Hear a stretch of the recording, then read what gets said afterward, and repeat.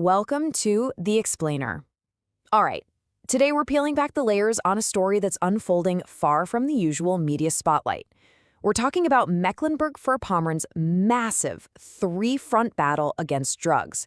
It's a complex fight, and we're going to get right into it. So when you think of this part of Germany, you probably picture these gorgeous, idyllic shores, right? Serene lakes, historic towns. It's beautiful. But behind that postcard-perfect image, there's this hidden crisis brewing, a really tough, unseen reality of addiction and organized crime. And that's exactly what we're going to unpack. So here's how we're going to break it all down.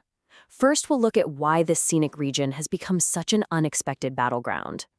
Then, we'll dive into the three main front lines: the police fighting organized crime, the specific crisis around crystal meth, and the struggle for adequate support systems.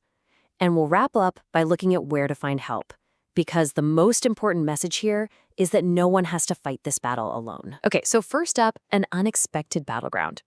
You know, it's so easy to think that drug trafficking is just a big city problem, but what's happening here shows a totally different side of the story. It shows that these organized crime networks are smart, and they see potential in less populated areas, exploiting local vulnerabilities. And that's the real conflict here. This peaceful, almost sleepy image of a region clashing head-on with the brutal reality of the modern drug trade. So let's dive into that first front: law enforcement. This is where the fight gets really visible. We're talking about police taking direct, hands-on action to cut off the drug supply and go right after organized crime all across the state. And check this out. Recent operations really show you the scale of what they're up against. In Rostock, investigators managed to take down a whole professional drug ring, seizing a ton of marijuana. Then, near Stralsund, a raid on what looked like a normal delivery van turned up another huge cannabis find. We're not talking about small-time dealers here.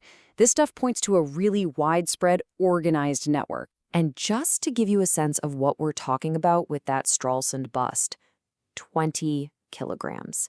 That's almost 45 pounds of cannabis from one single van. That is a huge amount, and it just hammers home the sheer volume of drugs moving through this region and the massive challenge that law enforcement is facing every day. But this fight isn't just about cannabis. And that brings us to the second, and honestly, a really concerning front: the crystal meth crisis. According to addiction experts on the ground, this drug is a uniquely dangerous threat to public health in the area. So what is crystal meth exactly? Well, it's a powerful synthetic stimulant. It's incredibly addictive, and the long-term health consequences are just devastating. And a big reason it's so common here, it's all about geography. The region's closeness to the Polish border basically creates a direct pipeline for smugglers, making the drug much, much easier to get. But you have to ask, why are people turning to something so dangerous? Well, this quote from regional addiction experts, it's pretty heartbreaking, but it tells you a lot.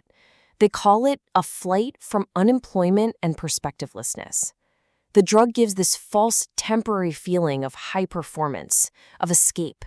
But in the end, it just completely destroys a person's body and mind. It's a desperate move in a desperate situation. And, you know, that feeling of desperation, it leads us right into the third front of this battle: the fight for support. This is about the incredible challenge for the counselors, the prevention workers, really the whole support system that's trying to help people who are trapped in addiction. And this slide really lays out the central problem they're facing. On one side, you have this growing need. More and more people are reaching out for counseling. But on the other side, the resources are just stretched incredibly thin. These counseling centers are dealing with major funding gaps, and a lot of them have to rely on donations just to keep their doors open. It's this perfect storm, right?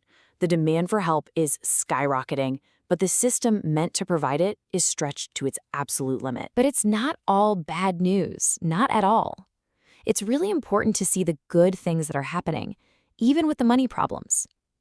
The fact that consultations are rising, that's actually a positive sign. It means awareness is growing and the stigma is shrinking enough that people feel they can ask for help. And at the same time, there are strong prevention programs in place, with the state actively going into schools and youth centers to educate kids about the dangers. So that brings us to our final part here. We've looked at the front lines, the police, the health crisis, the strained support systems. Now we want to shift gears and talk about hope, about community. The message is simple, and it's right there in the title. The battle is not yours alone. So you gotta wonder, right? After everything we've talked about, who is actually being hit the hardest by this crisis? Is it an urban thing, a youth thing? Well, the data gives us a really specific answer. The answer from the data is really clear. It's young adults. And maybe surprisingly, it's those living in rural areas. This isn't just a problem for the bigger cities. It's hitting the countryside hard, where that sense of isolation and a lack of opportunity can feel even more intense. And this is the most important part. Help is out there. If you or anybody you know is going through this, there are real places you can turn. The State Office for Addiction Issues, or LSMV, is the main point of contact. There are local centers in cities like Rostock and Stralsund that offer free and totally anonymous help. Plus, there are online resources for anonymous consultations too.